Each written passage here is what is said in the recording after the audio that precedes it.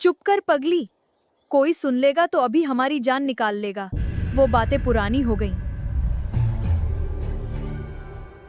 मुखिया जी, भगवान का खौफ खाइए। मेरे बापू की चिता की राख कभी ठंडी भी नहीं हुई है। जिंदा तो मैं यहाँ भी नहीं हूँ काकी। मौत का डर उसे होता है जिसके पास जीने की वजह हो।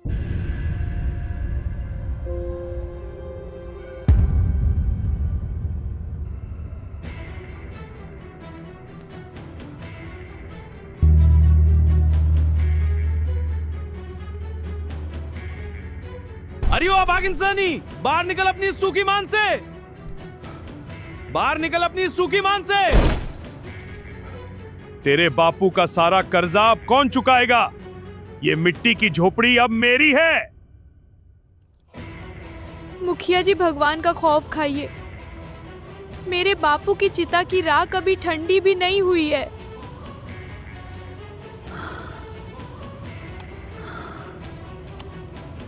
घर में अन्न का एक दाना नहीं है। मैं 3 दिन से भूखी हूँ। मुझे कुछ दिन की मोहलत दे दीजिए। मोहलत? अरे ओ छोकरी, इस बंजर गांव में मोहलत सिर्फ मौत देती है, मैं नहीं। कल सूरज ढलने से पहले या तो कर्जे के 500 रुपए मेरे हाथ पर रख देना, या फिर चुपचाप मेरी हवेली में आकर बर्तन मांजने और मेरी सेवा करने का काम शुरू कर देना। मर जाऊंगी, जहर खा लूंगी, पर आपकी हवेली की चौखट पर कदम नहीं रखूंगी।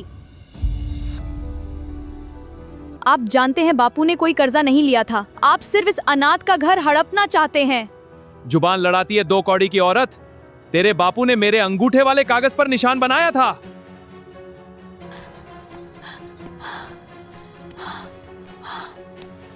मालिक, रहम करो इस बच्ची पर। इसकी तो अभी उम्र ही क्या है। ये तो बिल्कुल अकेली है। हट बुढ़िया, तू इसका कर्जा भरेगी क्या? खुद तो दाने दाने को मोहताज है और चलिए इसका वकील बनने।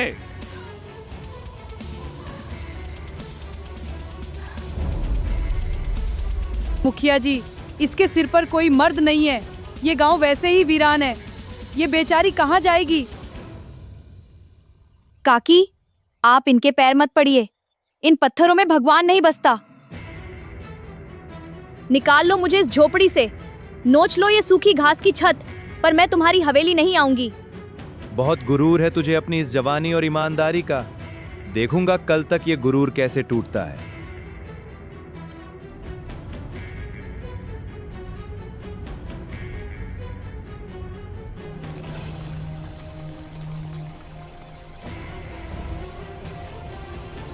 मेरी बच्ची, तूने क्यों उससे पंगा लिया? वो बहुत खतरनाक आदमी है। वो तुझे नोच खाएगा।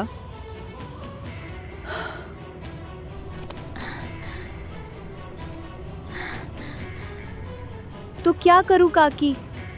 अपने बापू की इज्जत नीलाम कर दूं? उसने मेरी माँ को भी तो ऐसे ही मारा था। चुप कर पगली। कोई सुन लेगा तो अभी हमारी जान निकाल लेगा। वो बातें पुरानी हो गईं। मेरे लिए पुरानी नहीं हुई काकी। मैं कैसे भूल जाऊं कि इसी मुखिया ने मेरे खेत छीने थे। आज इस घर में एक मटकी पानी और 2 सूखी रोटियों के अलावा कुछ नहीं बचा। मैं पूरी तरह टूट चुकी हूँ काकी। ये ले, ये आधी रोटी मैंने अपने लिए छुपाई थी। नहीं काकी, ये आप खाइए। मेरी भूख तो बापू की चिता के साथ ही जल गई। मुझे अब अन्न की नहीं, कल रात से बचने के रास्ते की जरूरत है। मेरे पास सिर्फ 1 रात का समय है। सजनी, एक रास्ता है, पर वो बहुत खौफनाक है। तू वहाँ अकेले नहीं जा पाएगी। कैसा रास्ता काकी? मुझे बताओ। मुझे अपनी जान बचाने के लिए कुछ भी करना मंजूर है। उस पार काले पहाड़ के पीछे जो खंडर है, कहते हैं वहां पुराने जमींदार का दबा हुआ सोना है। पर आज तक जो भी रात के अंधेरे में वहां गया, वो जिंदा लौटकर वापस नहीं आया।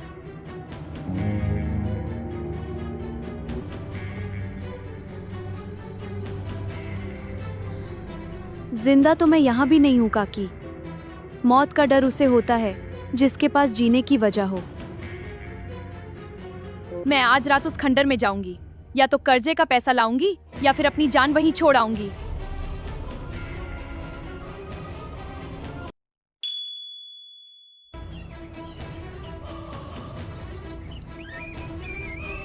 हे भगवान, मेरी रक्षा करना। मुझे बस बापू का कर्जा चुकाने लायक कुछ मिल जाए। मैं यहाँ से खाली हाथ वापस नहीं जाऊंगी।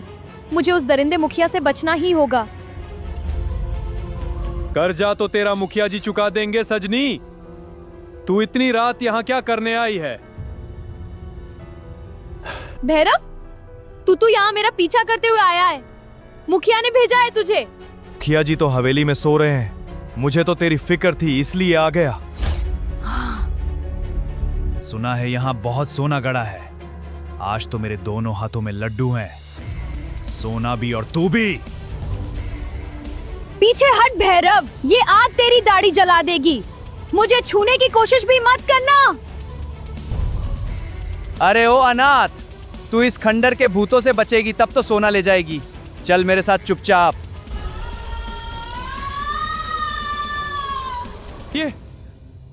ये कैसी आवाज है? कौन है वहां? सामने आओ।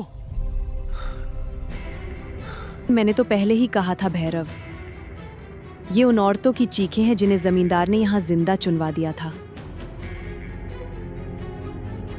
अब वो भटकती आत्माएं तुझे नहीं छोड़ेंगी। वो तेरे जैसे पापियों का ही खून पीती है। कौन है जो इस मौत के कुएं में अपनी जान देने आया है? वापस लौट जाओ।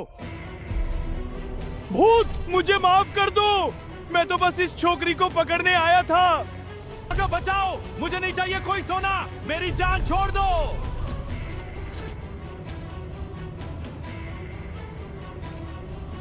बाबा, मैं कोई चोर नहीं हूँ।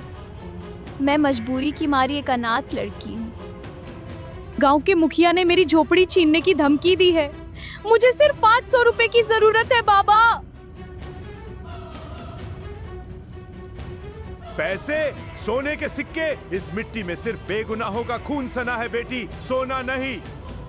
वो जो दीवार देख रही है, उसके पीछे उस पापी जमींदार का सबसे बड़ा खजाना है। पर जो भी उसे छूता है वो तबाह हो जाता है। लालच इंसान को अंदर से खा जाता है। मुझे लालच नहीं है बाबा। मैं बस अपनी इज्जत और अपने बापू की आखिरी निशानी बचाना चाहती हूँ। रुक जा पगली, वहां मत जा। वहां एक भयानक सच दफन है जिसे देखकर तू जी नहीं पाएगी। भूख और बेबसी से भयानक कोई सच नहीं होता बाबा। मैं अब पीछे नहीं हटूंगी।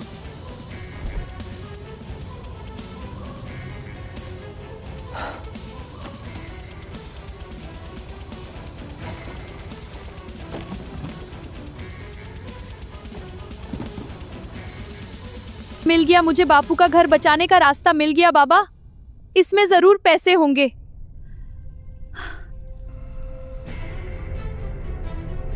ये क्या है? इसमें तो कोई सोना नहीं है बाबा। ये तो कुछ पुराने कागज हैं।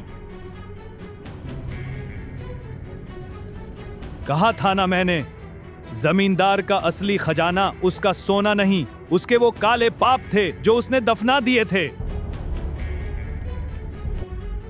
ये कागज तो पूरे गांव की जमीनों के असली पट्टे हैं बाबा।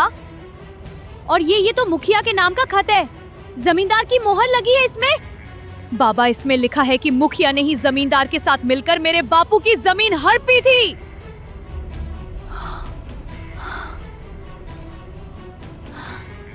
मेरे बापू ने कोई कर्जा नहीं लिया था।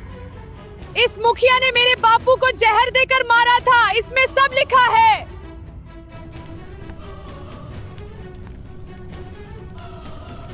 इस खंडर ने आज तुझे तेरा असली हक लौटाया है बेटी।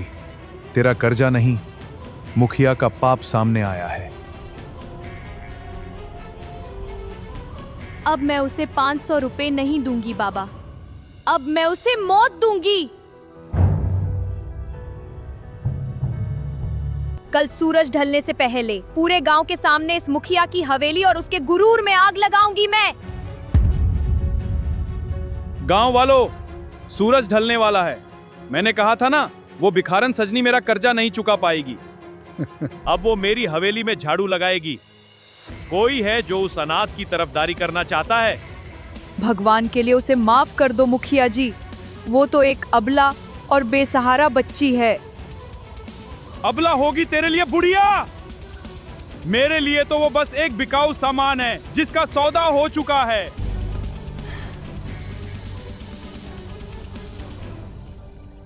सौदा तो बहुत पहले हो चुका था मुखिया, लेकिन मेरा नहीं, इस पूरे गांव की किस्मत और मेरे बापू की जान का। ये क्या बकवास कर रही है छोकरी? पैसे लाई है या हवेली चलने की तैयारी कर ली है? मैं तुम्हें कर्जा चुकाने नहीं, तुम्हारा श्राद्ध करने आई हूँ। आज इस गांव का हर इंसान तुम्हारा सच जानेगा। गांव वालों, ये आदमी कोई भगवान नहीं, एक हत्यारा और चोर है। देखो ये कागज। दिमाग मेरा नहीं भैरव, तेरा खराब है जो इस खूनी मुखिया के टुकड़ों पर पलता है। ये क्या कूड़ा उठाकर लाई है चुड़ैल? ये पंचायत है, कोई तेरा नाटक घर नहीं। काकी, याद है 5 साल पहले तुम्हारे पति की जमीन कैसे नीलाम हुई थी? ये देखो उसका असली पट्टा। क्या? ला दे मुझे मेरी बच्ची। क्या इसमें सच में मेरे आदमी की जमीन का नाम है? ये कूड़ा नहीं मुखिया, ये पुराने जमींदार के वो कागज हैं जिनमें तुम्हारे सारे काले कारनामे दफन हैं। झूठ बोल रही है ये डाइन। भैरव छीन ले इससे ये सारे कागज और आग लगा दे इनमें। अभी लो मुखिया जी, आज मैं इस अनाथ की जुबान हमेशा के लिए बंद कर दूंगा।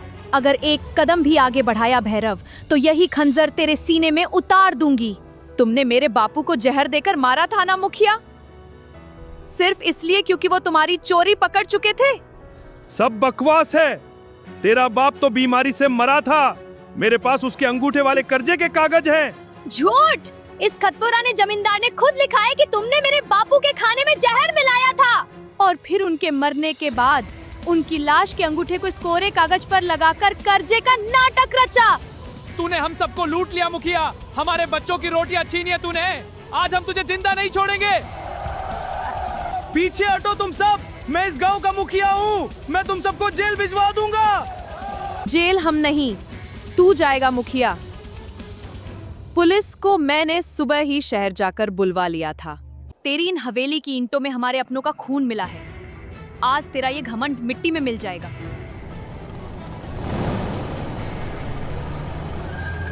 किसी को कानून हाथ में लेने की जरूरत नहीं है।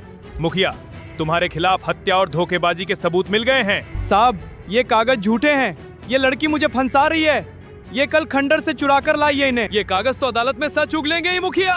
हवलदार, इसे और इसके गुंडों को हथकड़ी लगाओ।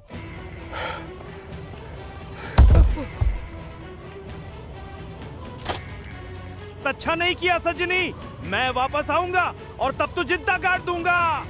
मैं अब वो डरी हुई सजनी नहीं हूँ मुखिया। तुमने मेरा सब कुछ छीनकर मुझे भूख और बेबसी दी थी। अब अपनी बाकी की जिंदगी उस काल कोठरी में सड़ते हुए बिताना।